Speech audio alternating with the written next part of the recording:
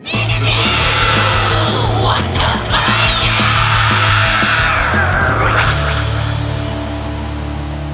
guys, this is Robin from Venues, and you are listening to Interview Under Fire.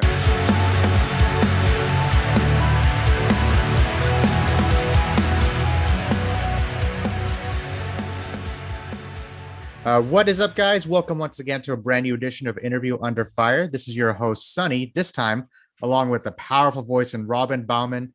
It's an honor, man. Thank you so much for joining our IEF series today. Now, this is an exciting month, coming up here for you, at least a few months coming up here for you and the rest of the crew over at Venues, with the release of your new studio album, Solace, drops August 27th on Rising Empire. Now, first things first, I want to commend you guys on all of the well-deserved reactions it's been getting so far, especially with those singles, Shifting Colors and Rite of Passage.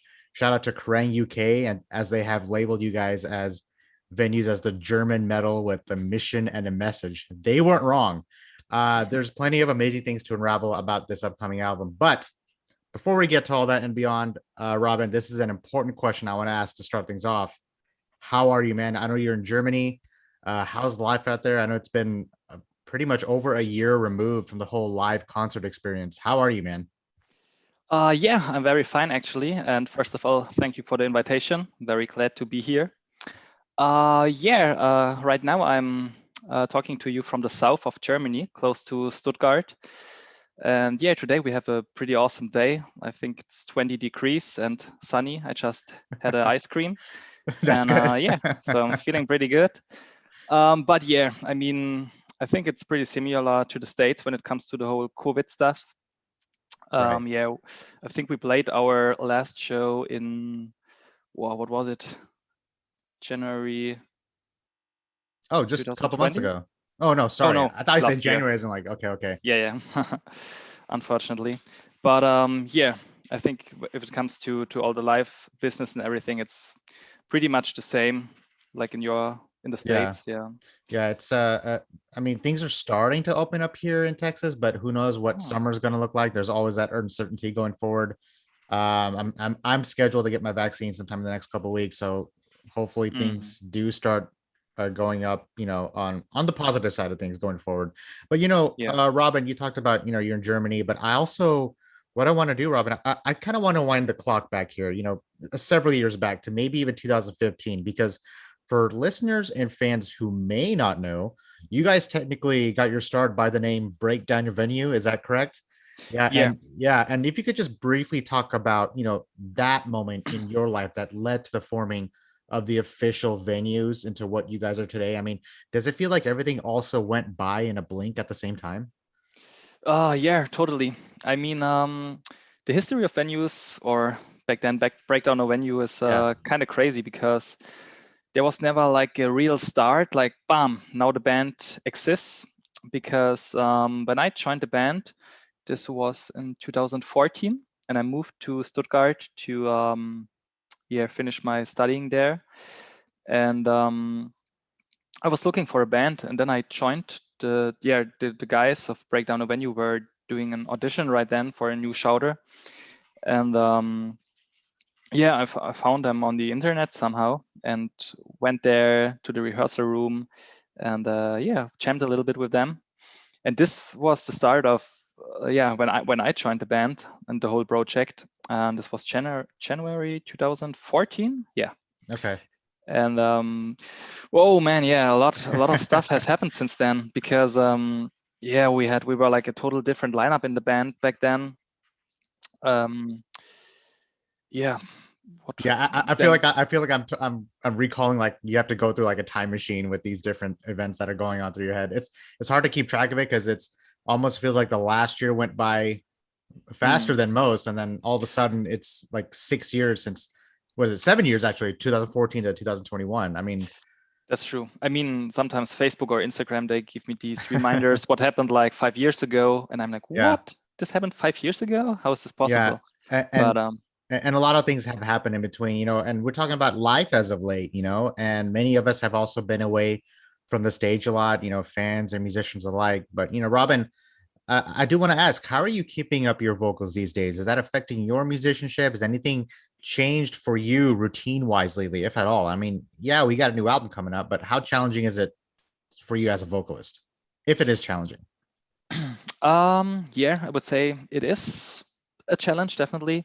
But we started doing rehearsals again, like I think 5 months ago or something. Because usually in Germany, you are not allowed as a band to play together and stuff right now in the times. But as we are, like a lot of bands are a company, then you have like special rights and you are able to meet and to play together. And so yeah, basically we're doing a band rehearsal once a week, Yeah. like 3 hours or something. And this is always good, especially for the vocals. But I also do a lot of home practicing, like while working on the office. I'm having home office right now, so sometimes I just training vocals there while Yeah. working. I wonder if do you live in a place where you can just crank it up as much as you want and sing without the neighbors yelling? Yeah, I mean, I just do it. I haven't heard Yeah. anything yet, so Okay, so far fingers so good. crossed. Yeah. And you talked about you've been at this since 2014, but I wanted to also ask, how was the touring life and the live music experience for you personally? Because you've done some touring, as a fan and as an artist, and now we've all just kind of been forced to take an unexpected step back. And does it, make you have a growing appreciation of the touring life? Because you could point out something like simple, like food or culture, or just the fans, so many things to pick apart about what makes touring Mm. amazing. Like what was your biggest takeaway from that? Yeah, this is especially pretty hard for me because the main reason why I always wanted to be in a band and everything was because I wanted to play live Hmm. and be part of all these shows and these live experiences, And I think what I really miss about this whole touring stuff is that basically if we start a tour or just playing shows or festivals, we all drive to our rehearsal room in Stuttgart and we meet there, and all of the guys and our girl, just throwing their stuff into our band van, and then we're all sitting in the van, and then it's like, let's go, let's have an adventure. We don't know where we are driving to, never been to this city maybe, and just drive there, have a good time, meet new people, have a crazy night, maybe have a party, meet a lot of new fans maybe. And this is this kind of like adventure. This is what I really miss, because it's Yeah. like, it always brings you out of your usual day, Yeah. like Little things start to really tap into your memory as more as you start recalling those times in your life where were actually touring and going to shows. I mean, I don't know about you. I was at a show every week before this whole lockdown started. I think it has been over a year since I've been to a show, and I can't believe I'm even discussing like something like that with someone like you, because we've both been in the same boat, and everyone, especially who loves this music, because what makes metal is, what is it? It's the live experience, right? And that energy that is in this genre, that it's unmatched from any other genre that's out there. Now, having said all that, you've been seeing this for the last year, we've all been seeing this for the last year, is live streaming. A lot of the bands, what they've been doing, they're taking what they're on the stage, what they're doing on stage, and doing it on the screen, like we're doing right now. Obviously, these interviews would be in person, but we've had bands on Interview Under Fire, like a lot of bands on here. A popular one that we've had is like August Burns Red did one, Lamb of God did one, and there's still more coming up here in the near future. But with the amount of touring you did, Robin, with the fans you've met, with the musicians you've collaborated with, the venues, pun intended, you played at, do you think that the rise of the quarantine-induced live streaming we're seeing right now from pretty much everyone, a lot of these artists these days, is that going to affect the touring musician business going forward? Like, through your perspective, like, do you still see bands doing something like this even after all this is over? Good question. To be honest, I think that that this whole live stream show and festival stuff will be over in the moment where everyone can play shows again, because I think it's right now it's a kind of okay alternative for live Yeah. shows. But to be honest, I mean, we as a band, we get so many requests from like a lot of random festivals and stuff I've never heard of, and like everyone is doing an online streaming festival. Like the Slay at And Home. yeah, Yeah, there's that like one. so many stuff and so many festivals, and it's not really cool because, I mean, of course I understand them, but they don't have much money to offer to the bands if they do it. And on the band side, you have a lot of work. You have to take care of the whole setup. Like, yeah, I mean, a lot of bands don't even have like a solid rehearsal room where you can set up such a live performance. Yeah, you're just playing in your bedroom. Yeah. And yeah, I mean, it's okay, especially when the whole COVID stuff started. It was like a cool alternative, but it for me personally, it got boring pretty fast because I saw so many of these live shows, and it's always like, yeah, man, what can I do? I sit at home and I watch it. It's cool. I see the band play live, but the whole energy and this direct connection between the fans and the musicians is just missing. And I think this is a pretty important part, which makes the live scene in this whole genre so cool and special. Yeah, like what I just talked about, the energy that you guys bring can when you are up on stage. Now, yeah, there's that freedom to mosh in your own room, right? That's always fun. But what happens after that? Like there's always that. I believe there's always that creative barrier that a band can run into, no matter who you are. I don't care who you are. There's always going to be that barrier. Like you have the live streaming, and then how much more creative can you get? Because there's who knows what's going to happen, but there's no wrong answer to what you just said, Robin, because I've had so many guests who said, yeah, I would still love to do live streaming. It still gives me a chance to engage with my fans. And other artists would say something like, yeah, I'm not doing anything until all this is over. But like I said, we're over a year after this pandemic. Like now, okay, we got to do something. You're itching to get back out there. But yeah, you put it perfectly. Now, I know we covered everything from head to toe. Let's talk about Solace. Comes out August 27th on the Rising Empire. Now, here's the thing, it's hard to believe that this is 4 months away, but at the same time, 4 months ago was Christmas. Oh, all right. Time flies. That's one way to look at it. Now, this is the follow-up to 2018's Aspire, and here's the thing, it's quite the follow-up because since then, you guys have also went through a lineup change with, bringing in vocalists like Lela and guitarist Valentine. Talk about them for a second, Robin, and I guess what new elements do those two individuals bring, or perhaps brought back into venues that the lineup may not have had before? Yeah, I mean, if you listen to Aspire, I think you can hear a lot of really poppy elements, like very, I would say, like, maybe commercial choruses, mainstream almost. Yeah, more like this. And with Solace, and especially because of maybe Valentine and also Lela, we got way harder. But this is also a decision that the whole band wanted, because we all decided that we want to get more like, a little bit more heavy, a little bit more metal instead of those poppy things.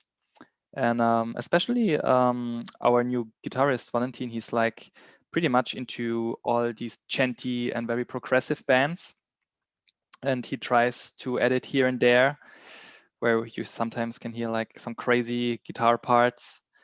But I think it was a very healthy addition to our music to stay a little bit maybe more interesting. Yeah. No, go ahead. I was going to add something, but I'm going to let you finish up here first.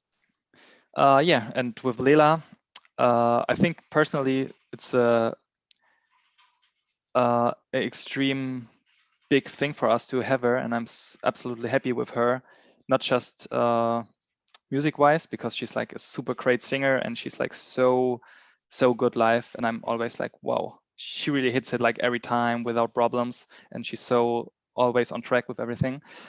But also when it comes to like, she as a person is just cool and fits perfectly in the whole band. Like we can, I think, I mean, at this point right now, I would say that we can go on a world tour for like 1 year straight, and I would still have a good time with these guys right now, because we are just working together so good and it fits just perfectly. So I'm very happy with the situation right now. Let's make sure that's in the plans with that world tour, man. Now, correct me if I'm wrong. I've read somewhere where Lela was found at a Steel Panther show, like Valentine found her or something. Can you shed more light on that? Is that a true story?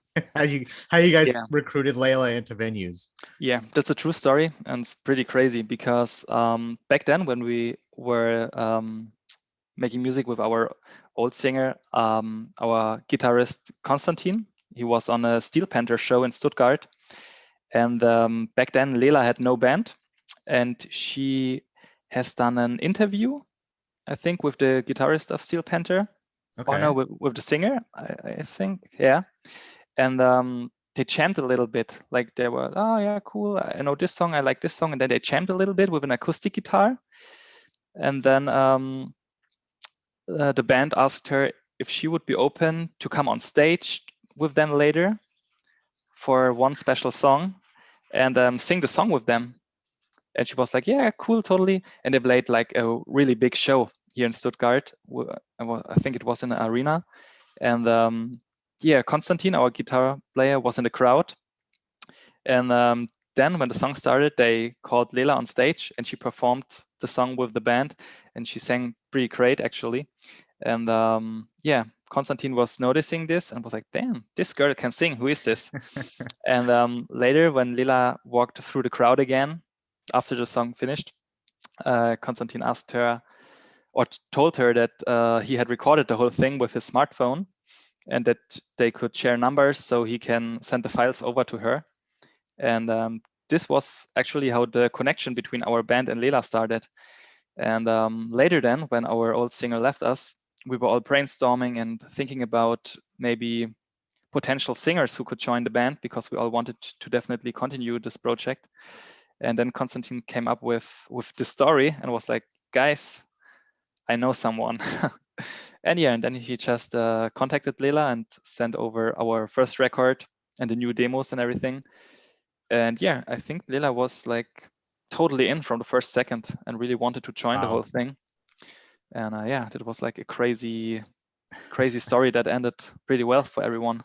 Yeah, it definitely did. I wonder if that footage would be like, I would love to see that footage actually. I mean, I don't know if he videoed the whole thing or was it just audio?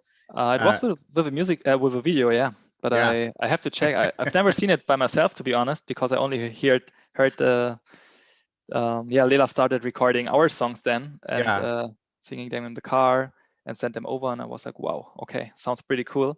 But I've never seen the Steel Panther show, to be honest. I have to ask Konstantin. Yeah, I would love to see that. That'd be quite the story, like putting together how Lela joined the band. I mean, I'm just a fan out of millions out there, but yeah, now I put that bug in your brain. So let's see if we can get that footage out there. Now, speaking of which, now that Lela's in the band, with Solace, we talked about coming out in a few months.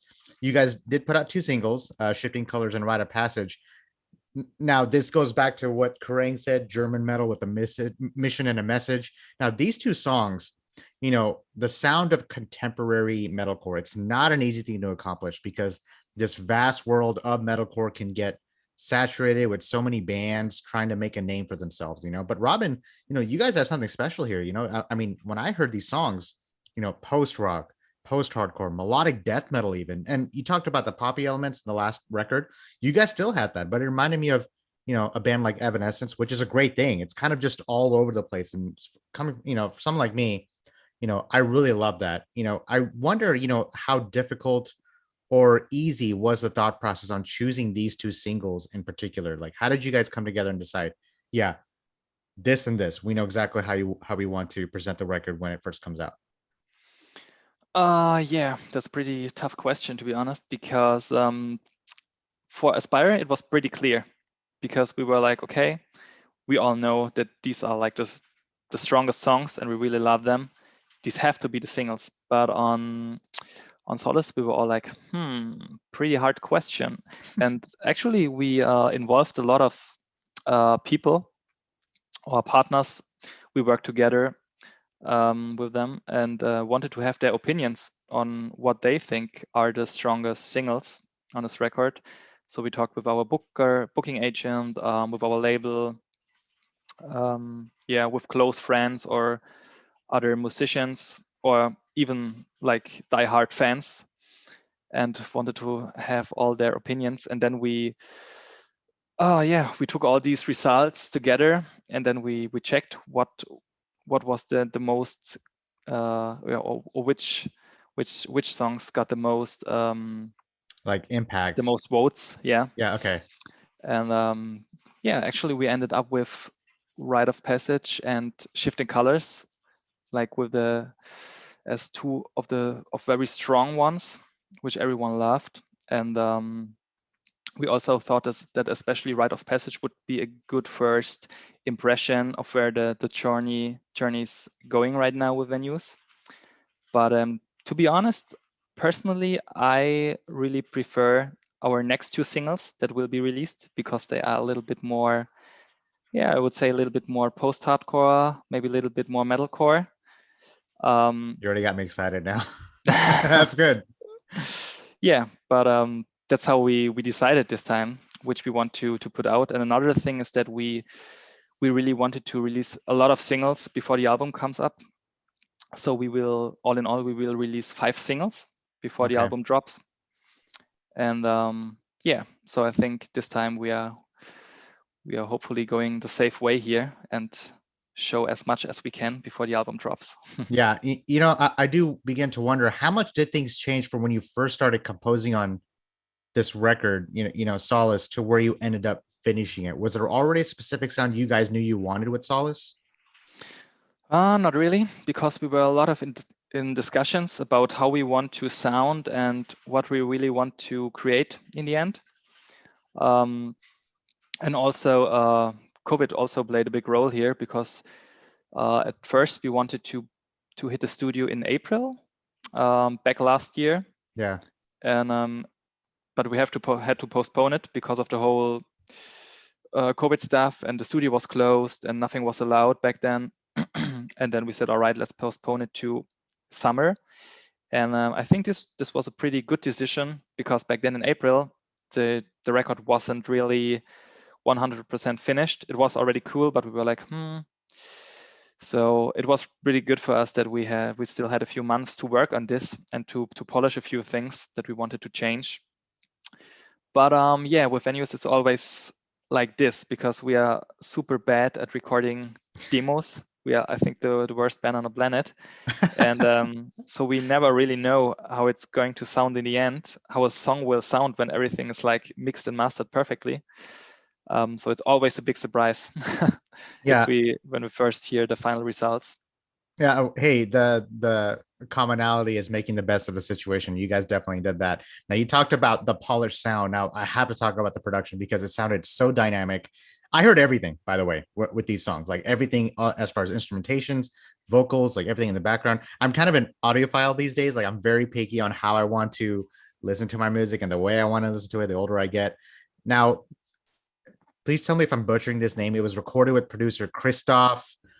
How do you say his last name? It's Wieczorek. Wieczorek. Yeah. Okay. Now, and he's also known for his work with And Is Okay. Talk about him. I'm sure there was a sense of comfortability in the studio for you guys, Robin, knowing that Christoph is working on Solace with you. Yeah. I mean, he already did our first record on Aspire, and we were like super happy with all his ideas and his work, and the final masters were just like awesome, and we were like, wow. And I mean, And It's Okay is also music-wise not so far away from venues, I'd say. So he really knows what to do and how to make things sound cool.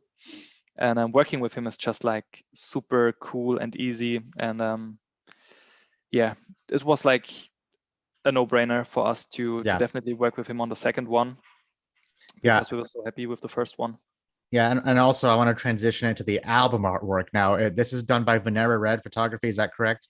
Yeah, right. And pun intended, work of art, and that's exactly what I saw. There's the album artwork, as I'm looking at it, black and blue colors. The two of my favorite colors actually, and at least from a fan's perspective, from a viewer's perspective, looks like there's a man holding on to what seems like many emotions manifesting at the same time. I think that's what I'm seeing. If you're able to shed more light onto this, how did you know that Venera Red was who you wanted to work on something like this? First of all, of course, I want to let it also a little bit open for interpretation here. Okay. But to work with Venera was also something we had in mind before we were start writing the songs, because she already did the cover artwork for the first record, and we were actually working pretty close together with her because we didn't came to her with like a direct idea what we want to have. Well, we had this on the first one, we were pretty clear, but for the second one, we were like, we really want to include her in the whole process, like sending her all the songs, the current process of the songs, and also the lyrics and our feelings, the vibes, like everything. So she was able to get a clear idea of what Solace really is, especially what Solace is for us. And yeah, we gave her like no real limits and just told her to do whatever comes to her mind and what she thinks feels right for this record and for the sound and for the message that lies behind in Solace. Yeah, and then she came up.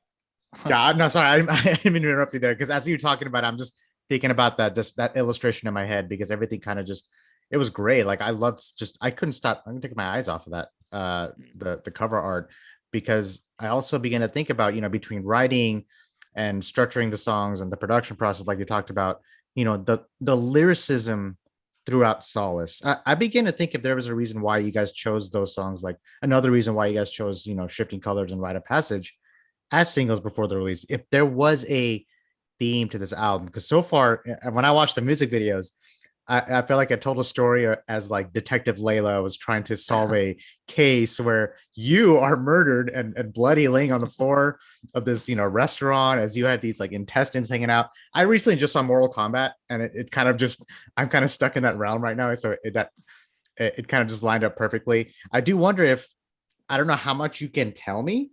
I begin to think, because you have the future singles that are coming out, if there's a continuation to that story, and to what level do you like to have a theme for your music, Robin? And how important are themes to you? Is that more about helping you guys write or sound, or is that more for the audience? Because a lot of artists, they don't really care about themes. They just do 10 songs in the studio and that's it. But I feel like you guys really, honed in on this like specific theme. And I just think it meshed perfectly, at least with the first two singles.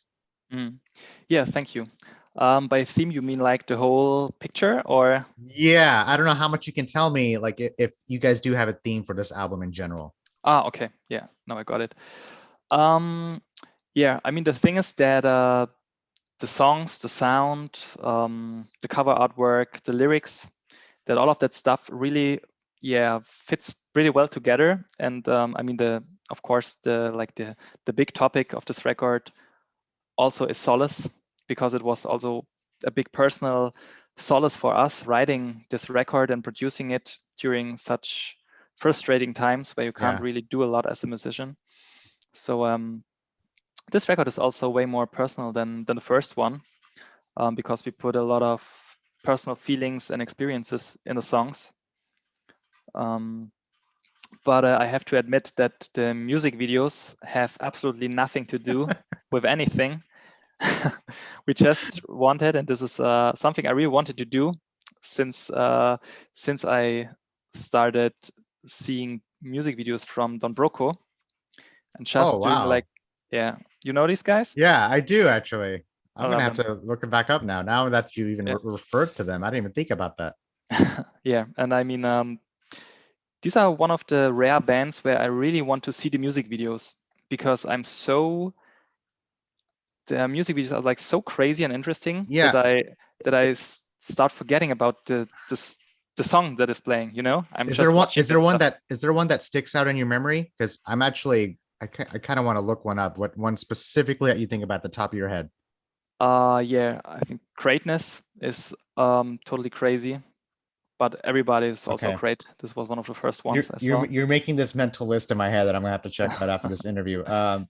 Yeah. Wow, Robin, that's pretty amazing. It really shows like the growth in your catalog as far as writing music and the way you want to display it. And I think it's great what you guys have done with the music videos. How much can you tell me? Because I feel like I shouldn't be asking anymore as far as like if there will be a continuation of the story so far, because I love it. It's like, it's very theatrical. That's also another thing you guys also brought into Solace. Cool. Yeah, I can tell you that the story definitely continues. Oh, that's great. And yeah, there will be some crazy and funny stuff. happening in the next music videos. Would you also see an album like Solace? Would it be safe to say that you see it as a snapshot of where you are in a certain time in your life looking back? Totally. This is yeah, if you listen to it, and especially now, if I give it a few spins, then yeah,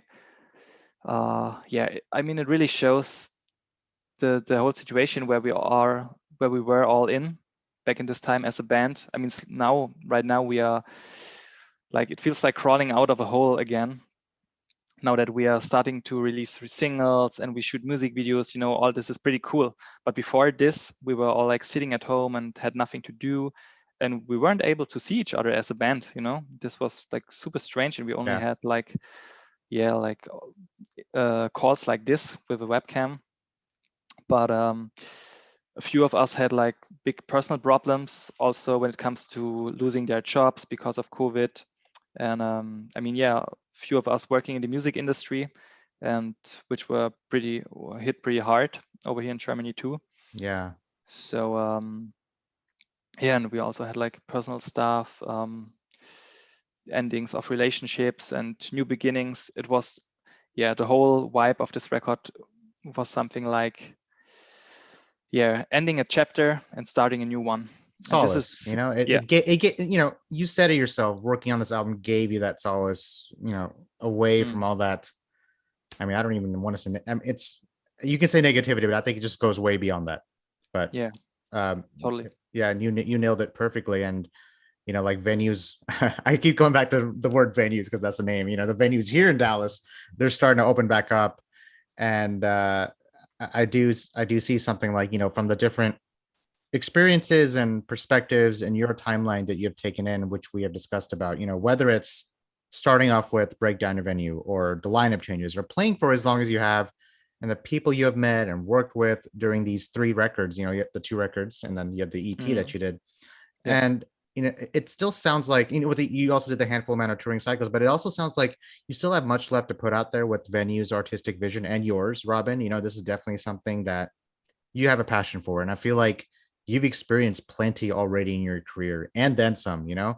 Have your aspirations as a person, or maybe even a musician, have they changed or evolved since when you first started performing in the industry? Like, do you see things differently today? Yeah, I would say so, because back then when we started the whole thing, 2015, it felt like that it was more or less enough to just release a good song, and a lot of things happened automatically. But it feels like that nowadays there are like a lot of really good bands, especially a lot of good newcomers also in Germany. And yeah, like the average quality of like all the songs and bands was, for me, it feels like it raised a lot. And you have to be much more than just a band who writes good songs. You have to have, you need to have cool music videos and having a strong social media performance and all of that stuff, Check. You guys have all that. At least from my perspective, you guys knocked that out of the park. Yeah. So I think this definitely changed my view for a lot of things. But yeah, I mean, also I got older, I grew as a musician, and also my personal taste changed a little bit. So I would say, yeah, definitely. And also when it comes to a lot of like the unsexy stuff in a band, like doing all that business stuff, like doing deals and doing like what is it called in English? Like all the tax stuff. And yeah, there's a lot of stuff to do in Germany. I mean, I think you're talking about the business aspect of things when it comes to making music, like contracts and negotiations and record labels. And am I right? Is that yeah? I think it's also something important to point out that it is easy to lose track of that the more successful you are. I think it's also important to kind of just exhale and just push everything back and kind of just look at it from the outside before you go back in. Like, just remember why you do what you do. You know what I'm saying? Totally. Yeah. And with this new record, I feel like you guys have timed it perfectly. August 27th. who knows? I'm praying and hoping things are way up on the upside in August, and then maybe in like late 2021, and then early 2022, and you guys can actually come out here in the States and put Solace on the stage, and it would, like, you see what I'm saying? Like, it's nice to have things like that to look forward to, and I think that's an important thing to think about.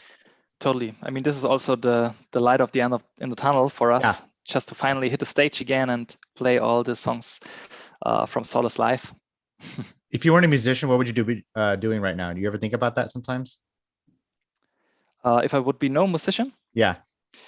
Good question. I think I would like work 24/7 and try to make a living and survive this pandemic. Yeah, that's a good answer. There's no, like I said, there's no correct answer or wrong answer to this. It's always interesting to hear from a musician's perspective, like what they would be like. Different experiences, different interests kind of feed to their creativity of playing music. Like, I started off engineering, but I come from a music family. It was meant to be that I would be here talking about the music. Like, I wouldn't be here today if it wasn't for the music you put out. So much appreciation to everything you've done. Now, thank you Robin, very much. No, thank you. Now I want to finish things off on a really kind of a fun note. Usually I ask the artist, what are your like 5 favorite albums or something like that? But since you have that theatrical element with these music videos, I do want to ask, do you have top 5 favorite movies you can think of at the top of your head? Oh, top 5 movies. I feel like you would, though, considering just the way these last 2 music videos were presented, and you have more coming up. So just saying. Yeah, well, I have to admit that I'm not really a big fan of horror movies, but I love to, Same here, to actually. shoot them. That's kind of funny. Same here. Cool. Yeah, 1 or 5, my all-time faves. I think they're definitely Fight Club. That's actually my top 10. Great choice. All right. Then definitely the whole Lord of the Rings trilogy. I think that counts as 1, right? Does that count as 1 movie? Okay, that's 2. Okay. Let me think about what putting else you on do the we spot have here. Yeah, I should have my my video history somewhere. Now starting to click around. Yeah, what else do we have? For me, it's a solid tie. Well, for me, it'd be Star Wars, because I was first exposed to Star Wars, so that would be like, put that in my top 5. So okay, yeah, I was always like more a fantasy nerd instead of a sci-fi nerd, so I would definitely also need to add The Hobbit here. Oh wow, that's a great list. Your list is kind of similar to mine, actually. I have sci-fi, and then I have the fantasy stuff in there. Yeah, then maybe Inception was also a great one. I have Interstellar in my top 5. That's perfect. Yep. Okay.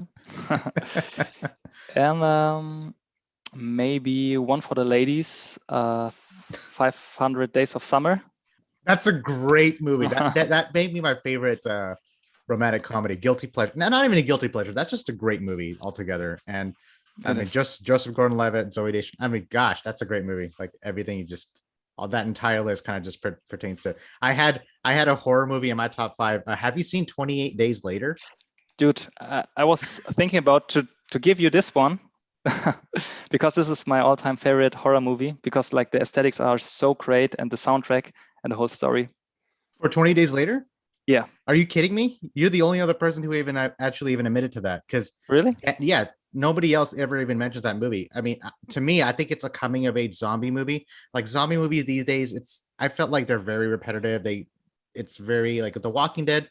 Yeah, sure, that's a good show, but to me, 28 Days Later, to me, it's actually still one of the most realistic pandemic films or zombie films, because everything just felt realistic. I mean, Cillian Murphy, that entire intro where he's like walking around London and waking up on the hospital and everything's empty. It's like wow, so real. Yeah, I get goosebumps just talking about it. But man, we could go on forever about just the movie aspect. But Robin, I'll let you go here. I don't want to keep you for too long, man. This has been quite the honor. Hey, man, let's stay in touch after this interview, man. I hope we get to do this again in person with you and the crew if you guys come back to Dallas. Stick around for 30 seconds after the interview. I actually want to tell you a really fun fact.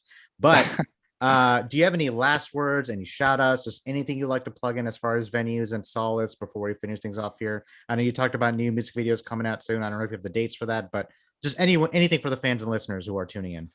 Yeah, first of all, thank you all for the strong support so far on the first 2 singles and all the pre-orders and stuff like this. Thank you, Sunny, for your invitation. It was awesome to talk with you. Really nice interview. I feel like we were talking for like 2 more hours. Definitely. And just keep your eyes and ears open, because more singles will drop soon from us, and we will have some sweet music videos for them. That sounds like a great plan. And everyone who's listening, this is Robin from Venues. Solace comes out August 27th on the Rising Empire. And he said it, thank you for all the support you guys have been giving this band. They deserve the recognition. And if you can, purchase the record, because the bands can't do it without your help. I know it's an simple process, simple request, but it really helps them. I still buy records that's sitting in the corner of my room. Like even today I buy records. I think it's just as important to buy the actual physical copy. And don't forget, you can listen to this podcast on all major podcast streams out there. Whatever you have, check us out on interviewonfire.com. Robin, man, you stay safe there in Germany. Have a great time with this release. I'll keep an eye out for all the new music you guys have coming out. And I'll see you next time, buddy. Take care. Bye-bye.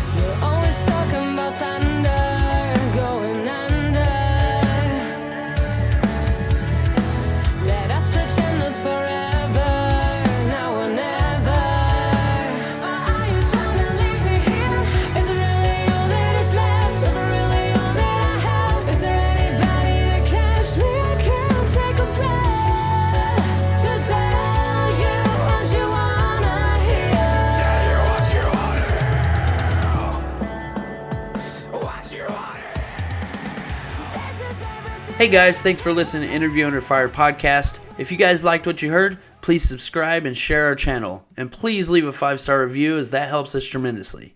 If you'd like to check out more, visit www.interviewunderfire.com or our social media channels on Facebook, Instagram, and YouTube. And finally, we want to thank you all for the support you've been giving us. Keep it burning.